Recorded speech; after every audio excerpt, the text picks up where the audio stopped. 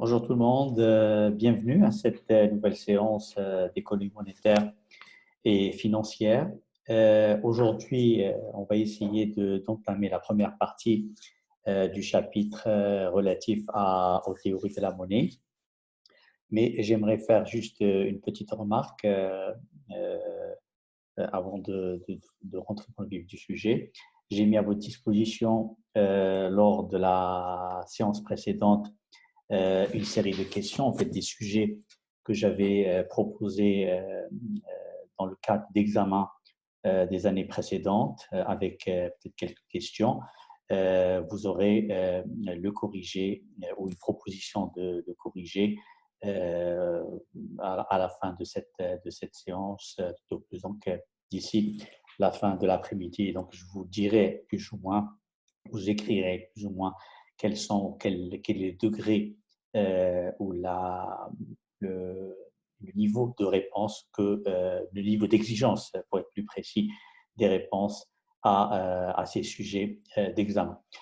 Alors donc, pour le cours d'aujourd'hui, en fait, c'est un cours qui nous prendra quelques séances parce que c'est un cours assez vaste et compliqué. Donc, quand on parle de la théorie de la monnaie, en fait, on peut dire que la plupart des grands courants de la pensée économique ont eu leur idée sur la monnaie. Donc, il y avait certains, peut-être, qui avaient juste donc considéré la monnaie comme étant un élément du rouage économique et que un élément qui permet tout simplement donc de faire fonctionner, si vous voulez, donc un système de l'échange.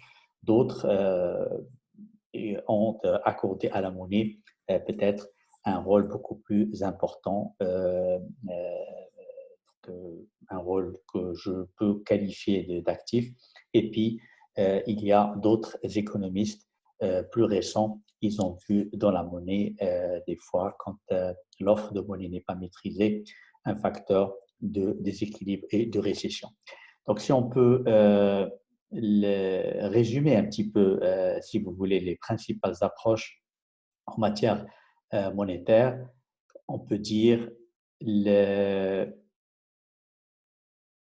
donc de manière générale que il y a trois grands courants de la pensée économique. Donc déjà, avant de rentrer un peu dans les détails, on peut dire que donc le plus gros de la réflexion sur le statut de la monnaie ou sur les théories de la monnaie consistait dans la recherche de la relation entre ce qu'on appelle la sphère monétaire et la sphère réelle, c'est-à-dire la sphère de la production, de consommation et donc de l'emploi de manière générale.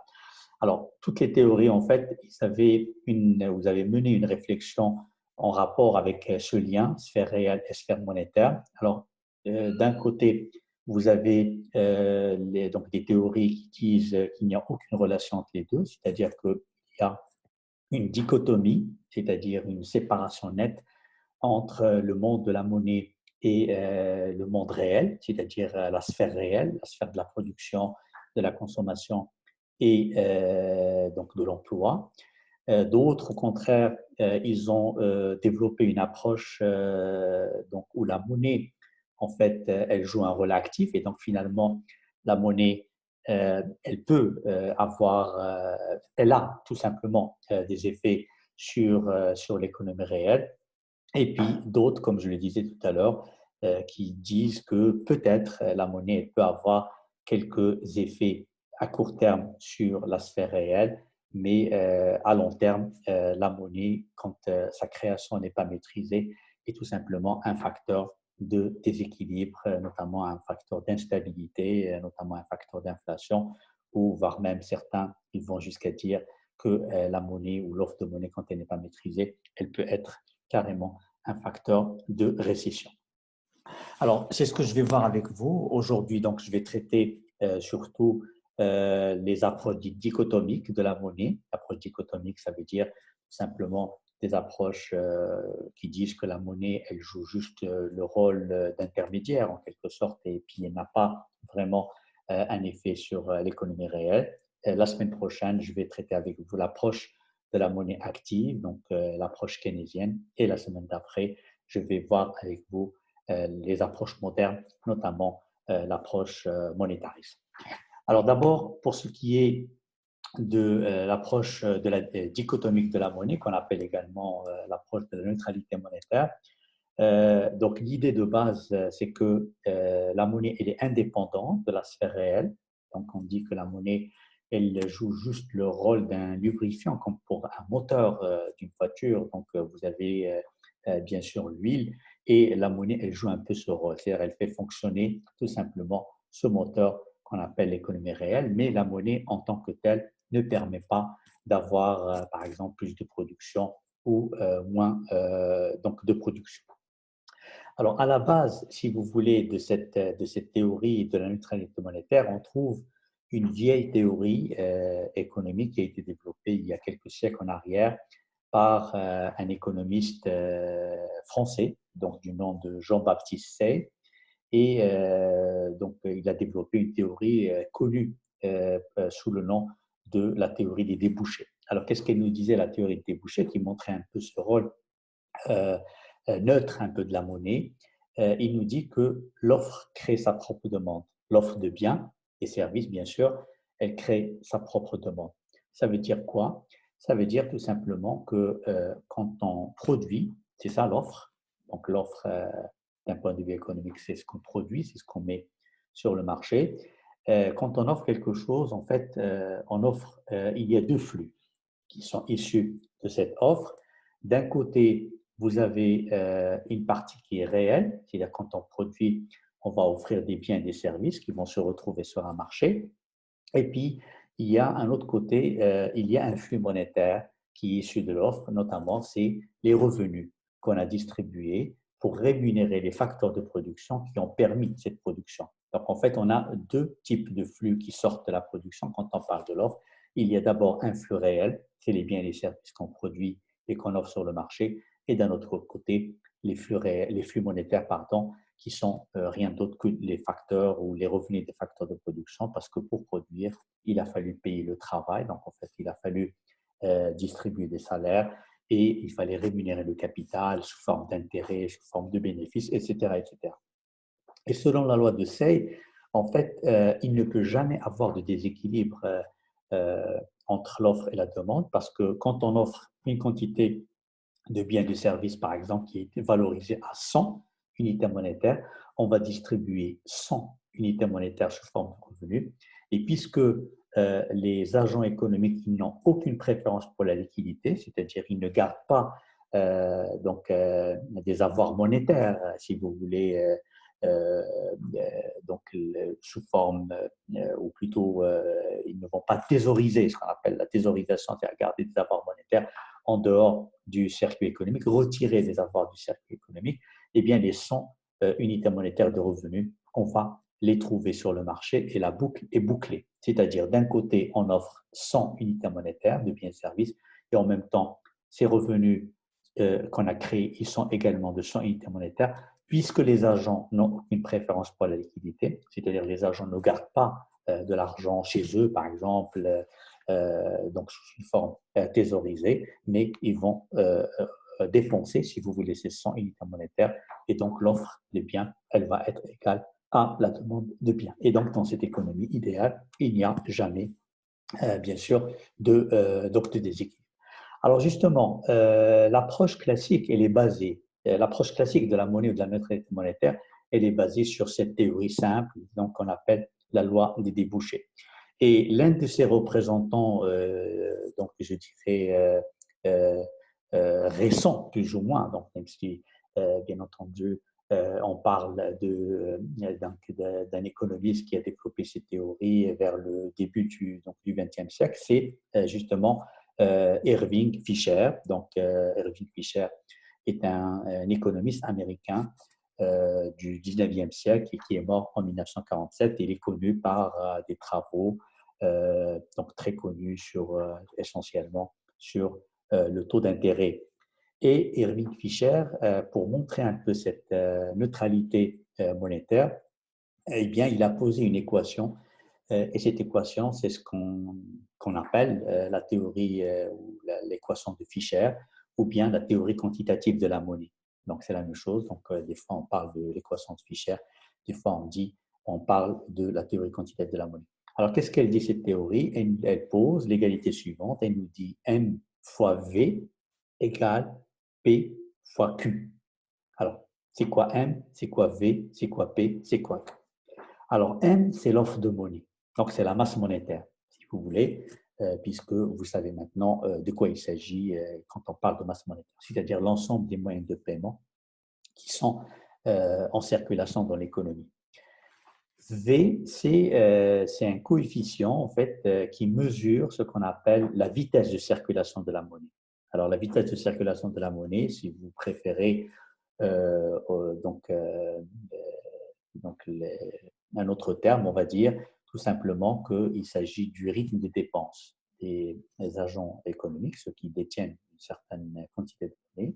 La dépense selon un certain rythme, et d'autres parlent pour qualifier V du nombre de fois qu'une unité monétaire change de main. Donc, en fait, la vitesse de circulation de la monnaie est un coefficient qui permet peut-être donc de relativiser plus ou moins la quantité de monnaie que le système bancaire doit offrir. L'autre partie de l'égalité, c'est P fois Q. Alors, P, c'est le niveau général des prix, donc c'est le prix, si vous voulez, et Q, c'est la quantité de biens et de services qui circulent dans l'économie. Donc, les quantités de biens et de services, ce qu'on appelle les transactions, dans certains ouvrages, au lieu de parler de Q, on parle de T. Donc, T, c'est transactions, c'est-à-dire les biens et services en circulation. Et donc, selon Fisher, justement, on peut établir un lien entre M, la masse monétaire créée, d'accord, en circulation dans l'économie, et la quantité de biens et de services qu'on a créés. Alors, pour établir ce lien, c'est ça en fait le pouvoir explicatif de la théorie, Fisher, il pose deux hypothèses. Il nous dit que V est constante, c'est-à-dire que le rythme des dépenses des ménages sur une période, il ne bouge pas, d'accord? Et d'un autre côté, Q est constante, c'est-à-dire la quantité de biens et de services offertes. Donc, elle est également constante. Pourquoi? Parce que Fisher, il fait l'hypothèse que l'économie, elle est en situation de plein emploi. C'est-à-dire, une situation de plein emploi en économie signifie tout simplement que tous les facteurs de production sont pleinement utilisés. Le travail, il est pleinement utilisé, c'est-à-dire qu'il n'y a pas de chômage, ou il y a un taux de chômage qui est très, très faible. Tous les gens qui veulent travailler, bien, ils trouvent un travail.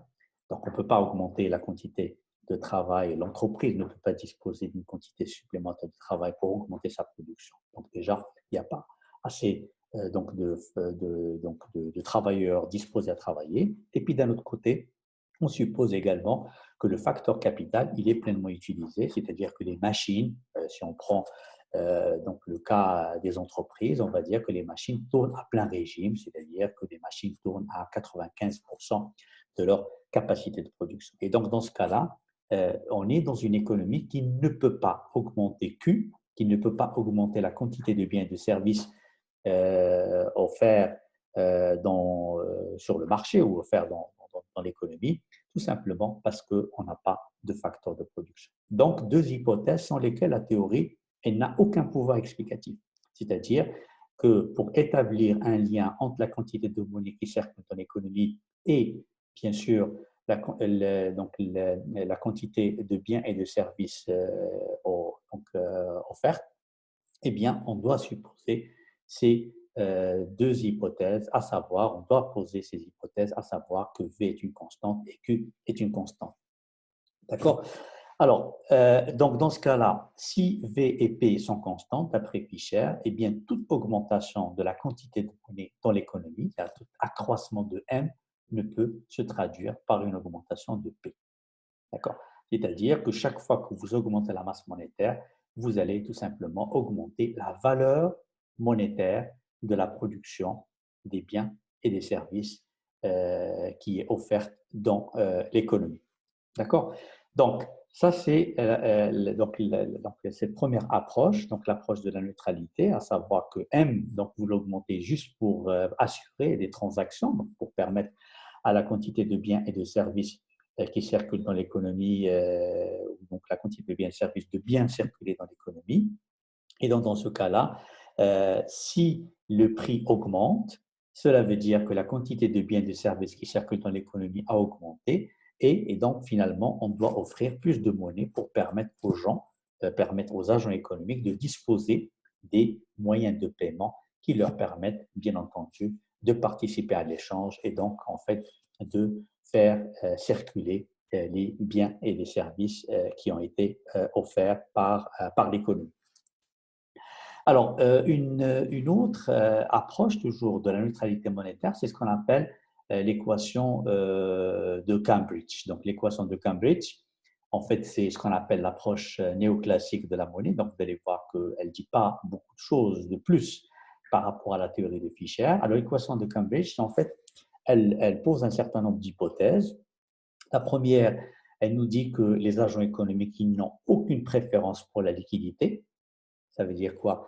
Ça veut dire que les gens qui touchent une certaine somme d'argent, ils vont la dépenser. Donc, en fait, ils ne vont pas la garder, ils ne vont pas la thésauriser. Donc, thésauriser, ça veut dire c'est cette action qui consiste à épargner, mais en dehors du circuit économique. C'est-à-dire, donc, les gens, ils vont, au lieu de donc, d'épargner, d'économiser, de mettre cet argent à la disposition des autres, donc prêter aux autres, ou bien aller le déposer à la banque, eh bien, la thésaurisation consiste à retirer ces actifs monétaires, bien sûr, du circuit économique. Et donc, finalement, l'hypothèse de la théorie de Cambridge, donc, elle nous dit que les agents n'ont aucune préférence, c'est-à-dire qu'ils ne gardent pas des avoirs monétaires sous une forme thésaurisée. Donc, ça, c'est la première chose.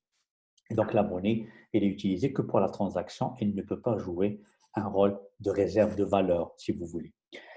Alors, la deuxième hypothèse, c'est que la demande de monnaie, elle est motivée seulement par la transaction, comme je viens de le dire tout à l'heure, c'est-à-dire que le motif de transaction, ça veut dire tout simplement que vous allez utiliser la monnaie pour faire des opérations d'achat, de vente, c'est-à-dire la monnaie joue le rôle d'intermédiaire, en quelque sorte, donc le motif de transaction.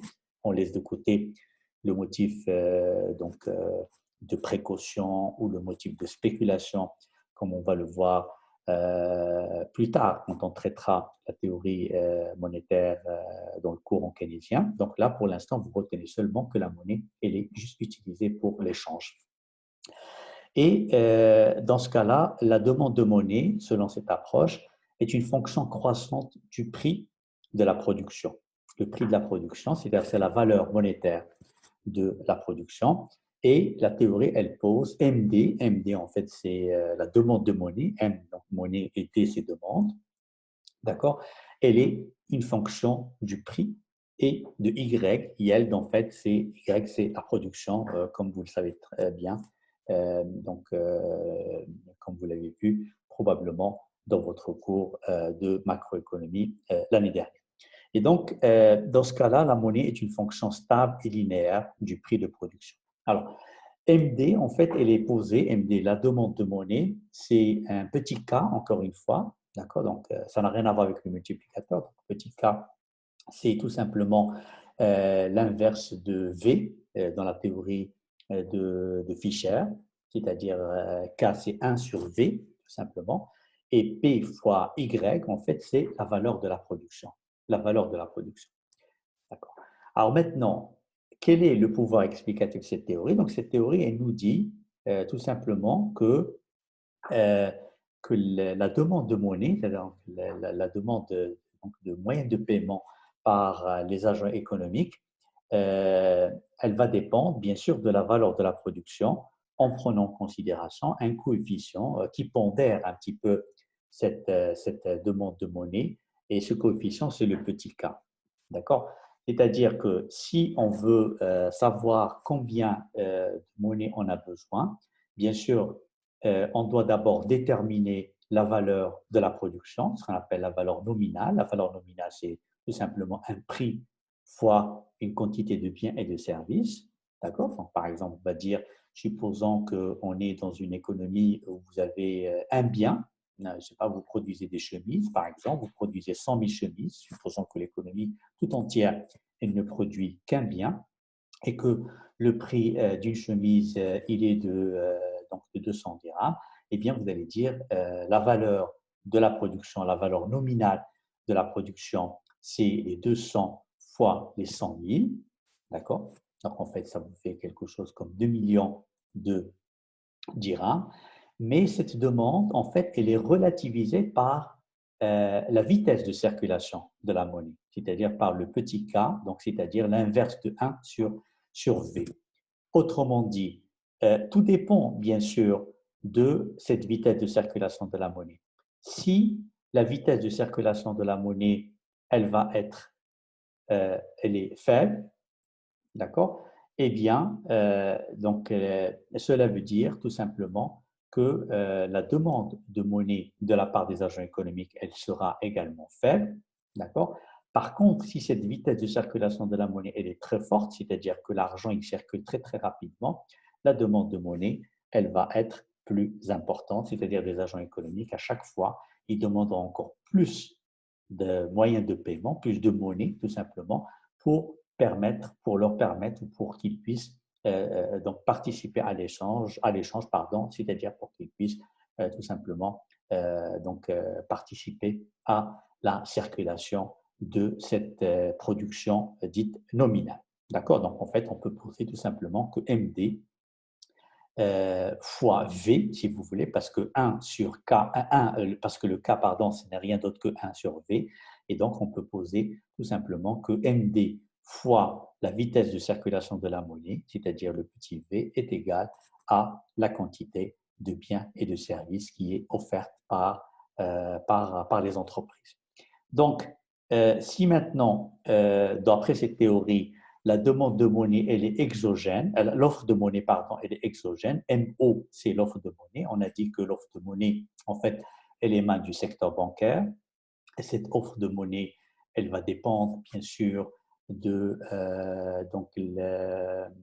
dépend, bien sûr, est-ce qu'on est dans une logique de dépôt qui font donc des crédits ou bien c'est des crédits qui font les dépôts. C'est en fonction du fait qu'on soit dans une logique de multiplicateur de crédit ou dans une logique de diviseur de crédit. Donc, on voit très, très bien que cette offre de monnaie, elle est influencée par la monnaie centrale. Donc, en fait, on peut dire que le processus, si vous voulez, de création monétaire par les banques, en tout cas, il est influencé indirectement par ceux qui produisent la monnaie centrale. Et ceux qui produisent la monnaie centrale, bien sûr, c'est les autorités monétaires, c'est-à-dire c'est la banque centrale. Donc, si on estime que cette offre de monnaie, elle est exogène, donc en fait, elle dépend tout simplement donc de la politique monétaire, donc est-ce qu'on est dans une politique monétaire, on veut mettre plus de moyens à la disposition des banques pour qu'elles-mêmes elles augmentent leur offre de crédit, ou bien on est dans une politique restrictive, on met moins de monnaie centrale à la disposition des banques de manière à ce qu'elles-mêmes elles soient restrictives dans leur politique, dans leur création monétaire. D'accord? Eh bien, on va supposer que cette offre, elle est indépendante. En fait, elle sort un peu du cadre euh, puisqu'elle est déterminée par les autorités monétaires. Et puis, à l'équilibre, bien sûr, donc l'équilibre monétaire, donc on a cette égalité entre l'offre et la demande de monnaie. La conclusion, c'est que ces deux théories, en fait, elles disent la même chose. Et qu'est-ce qu'elles disent, en fait? C'est que toute augmentation de l'offre de monnaie, d'accord, elle est contrebalancée par une augmentation des prix. C'est-à-dire, tout simplement que la monnaie, dans ce cas-là, elle est neutre. Elle ne peut jamais influencer la quantité de biens et de services. C'est ça la neutralité. C'est que si vous augmentez la masse monétaire, si vous augmentez M, eh bien, la seule chose qu'on aura, c'est une augmentation de prix. C'est-à-dire que l'augmentation de la masse monétaire va tout simplement entraîner une augmentation de la valeur nominale de la production, P fois Q, et non pas la valeur réelle, si vous voulez, de cette production, c'est-à-dire une valeur donc on peut qualifier de valeur déflatée, comme on va le voir après quand on traitera le problème de l'inflation. D'accord? Donc, d'abord, je récapitule. La neutralité monétaire, en fait, elle se fonde sur cette vieille théorie donc de Joe-Baptiste, donc la loi des débouchés, donc qui nous dit qu'en principe, les agents économiques qui n'épargnent pas ou les agents économiques qui n'ont aucune préférence pour la liquidité, donc tout l'argent, bien sûr, que l'on va distribuer sous forme de revenus, eh bien, on va le trouver sur le marché et donc on aura toujours un équilibre sur ce marché. Fischer, il s'inspire de cette théorie en partant du principe que les agents économiques n'ont aucune préférence pour la liquidité. Et dans ce cas-là, en posant son équation MV égale PQ, ben, il nous dit qu'en partant de deux hypothèses, à savoir la vitesse de circulation constante, quantité de biens et services ne peut pas augmenter parce que l'économie elle est en plein emploi, eh bien, on peut dire que chaque fois que vous augmentez M, d'accord, ou chaque fois que donc la demande de monnaie augmente, eh bien, cela va se traduire tout simplement par une augmentation de prix et donc en fait par une augmentation de la valeur de la production et non pas du volume de la production. L'équation de Cambridge, en fait, c'est tout simplement une petite sophistication, si vous voulez, de la théorie de Fischer, et elle pose donc la demande de monnaie comme étant une fonction du prix et de la production. Et cette demande de monnaie, bien entendu, elle va dépendre de la valeur de la production, encore une fois, d'accord. Et cette demande de monnaie, elle est tout simplement pondérée par un coefficient K qui n'est rien d'autre que l'inverse de la vitesse de circulation de la monnaie. Donc, dans les deux cas, on peut dire tout simplement que chaque fois qu'on augmente la quantité de monnaie, on n'influence pas l'économie réelle, c'est-à-dire ça ne va pas entraîner une augmentation de la production, et donc augmentation de la consommation, création d'emplois, etc. Mais la seule chose que la monnaie, elle va, quand elle augmente, la quantité de monnaie augmente, eh bien, c'est augmenter le niveau général des prix. Maintenant, une théorie qu'on peut qualifier et sur laquelle je reviendrai par la suite, donc en tout cas dans 2 semaines quand je traiterai avec vous la théorie monétariste, eh bien, c'est une théorie qui a été développée par un économiste américain qui est toujours vivant, donc on appelle, qui s'appelle, pardon, Robert Lucas. Et Robert Lucas, en fait, il est le représentant de cette nouvelle économie classique. On va dire nouvelle économie classique, c'est-à-dire une économie où la macroéconomie elle est un peu basée sur les comportements individuels, si vous voulez. Donc, en fait, c'est un mélange entre le keynésianisme d'un côté, donc qui, comme vous le savez très bien, une théorie macroéconomique, et la théorie néoclassique qui porte sur les comportements individuels. Donc, ce n'est pas ça le but du cours, mais Robert Lucas, en fait, il a, en tant qu'économiste un peu libéral, euh, euh, il nous dit que la monnaie, elle peut avoir des effets sur l'économie réelle. D'accord? Donc, en fait, il rompt avec la théorie dichotomique de Fischer et la théorie de Cambridge. Il nous dit qu'elle peut avoir des effets, la quantité de monnaie qui est offerte dans l'économie, elle peut avoir un effet sur l'économie réelle, la production, mais à court terme seulement. Et il pose l'idée suivante, il nous dit que le cycle économique, il peut des fois connaître ce qu'on appelle un effet de surprise monétaire, c'est-à-dire qu'on est dans une situation de stabilité monétaire, c'est une situation marquée par une inflation maîtrisée, etc. Et puis tout à coup, on assiste à une augmentation subite de la quantité de monnaie offerte dans l'économie. C'est ce qu'il appelle l'effet de surprise monétaire. Et cet effet de surprise monétaire, il induit, selon l'auteur, ce qu'on appelle de mauvaises anticipations. Alors, je vais essayer, donc c'est assez compliqué, mais je vais essayer d'expliquer de manière très simple.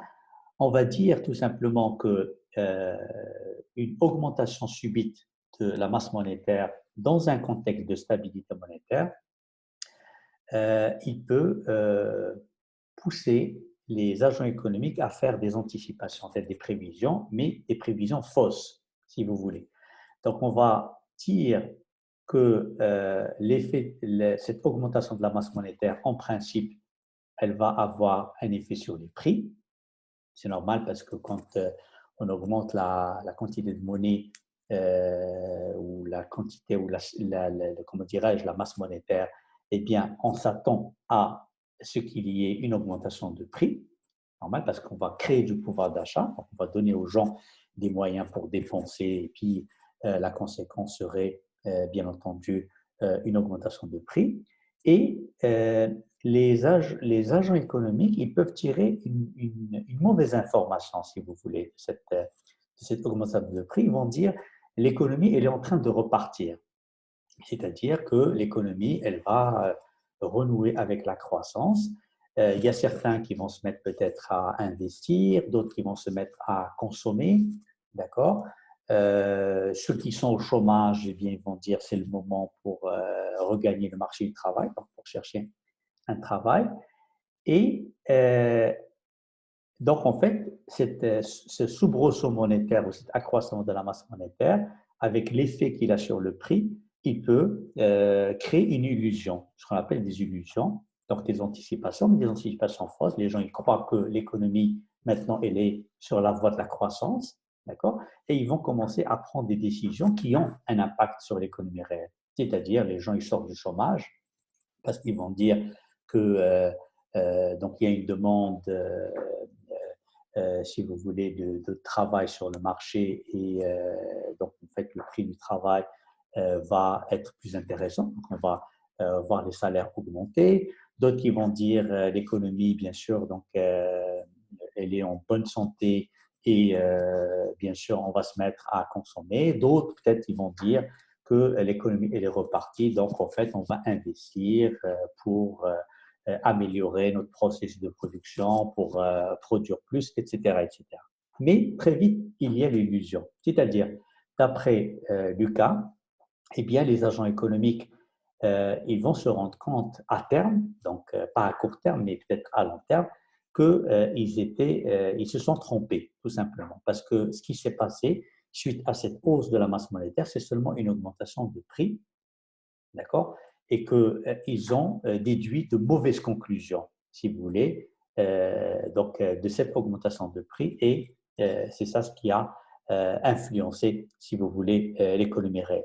Et donc, très vite, quand les agents économiques ils se rendent compte qu'ils étaient biaisés, donc en fait, ils ont fait de mauvaises anticipations, eh bien, ils vont se revenir à leur situation de départ, c'est-à-dire ils vont dire, ben, donc, ce qui a changé, c'est pas vraiment l'économie réelle, donc, mais on a eu l'illusion que c'était donc il y a quelque chose qui s'est passé dans le domaine, dans la sphère réelle, et puis très vite ils vont revenir à la situation de départ, c'est-à-dire, je ne sais pas, un chômeur, par exemple, qui était au chômage, qui était rémunéré, donc il avait une allocation chômage, et suite à la hausse des prix, et donc la hausse des salaires qui va s'en suivre, donc en fait il est sorti du chômage pour aller offrir son travail sur le marché, et puis très très vite il a vu que cette hausse de salaire en fait n'est rien d'autre qu'une augmentation de prix et il n'a rien gagné sur le plan réel, et donc finalement il va revenir à sa situation de départ, c'est-à-dire euh, il va préférer tout simplement revenir à la situation de chômage parce que cette situation elle était nettement meilleure. Alors, ça, c'est des choses, ne vous en faites pas, c'est quelque chose que je vais essayer de développer un peu plus quand je parlerai de la critique monétariste, donc, de donc la théorie qu'on appelle la théorie de Phillips, qui établissait cette relation inverse entre l'inflation, c'est-à-dire la hausse des prix, et le niveau du chômage ou le taux de chômage. Donc, ne vous en faites pas, c'est un point que je détaillerai avec un peu plus, sur lequel je reviendrai avec un peu plus de détails.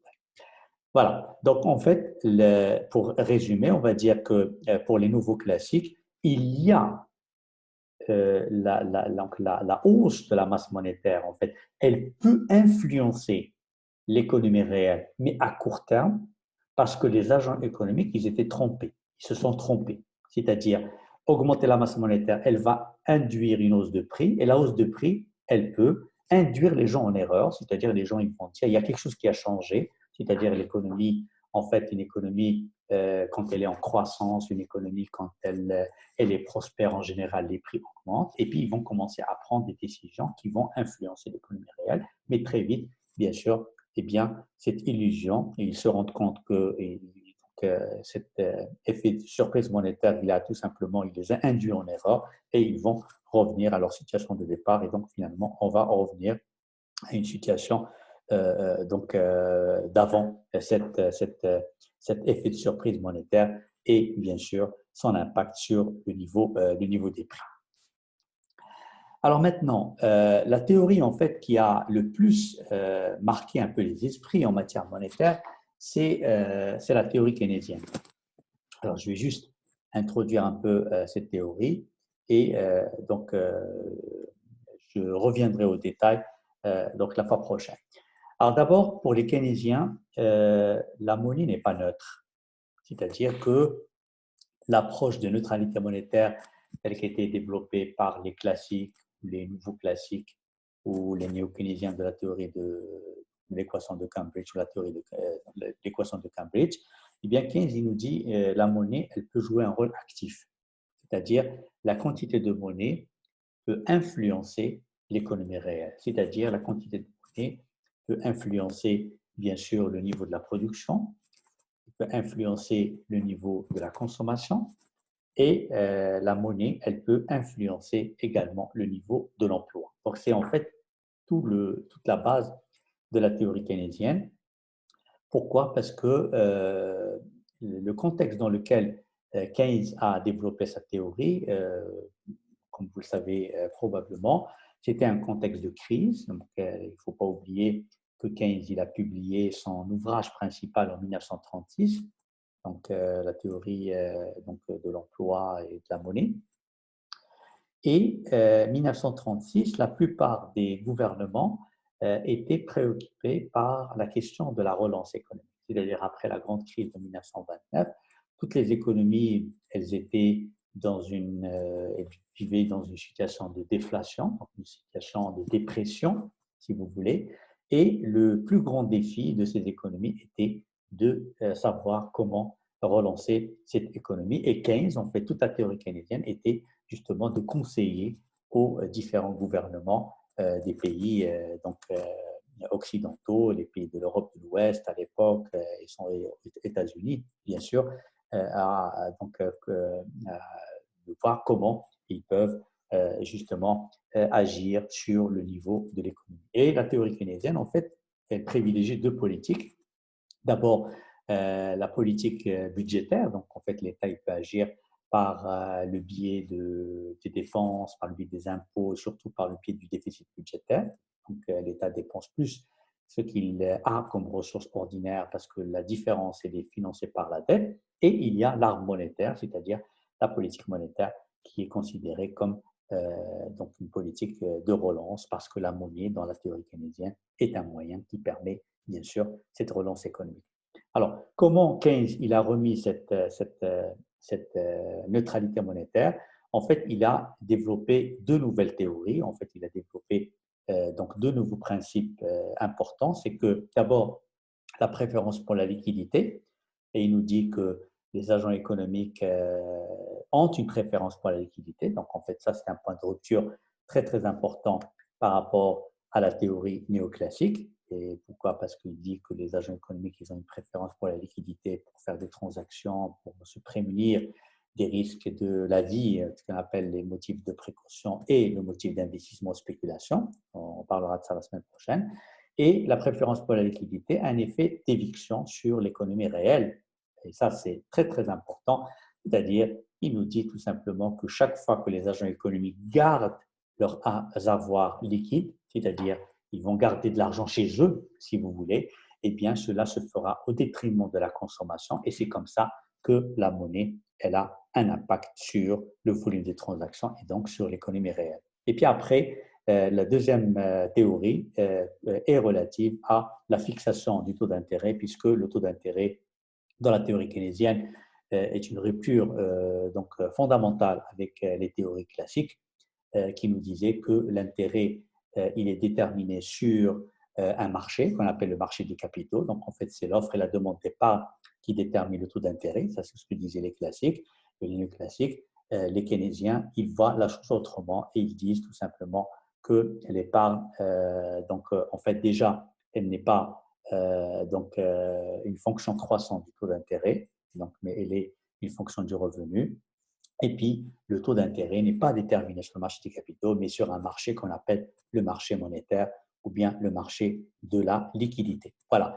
Donc, ça, je me contente de ce mini-cours aujourd'hui, juste pour garder le contact avec vous.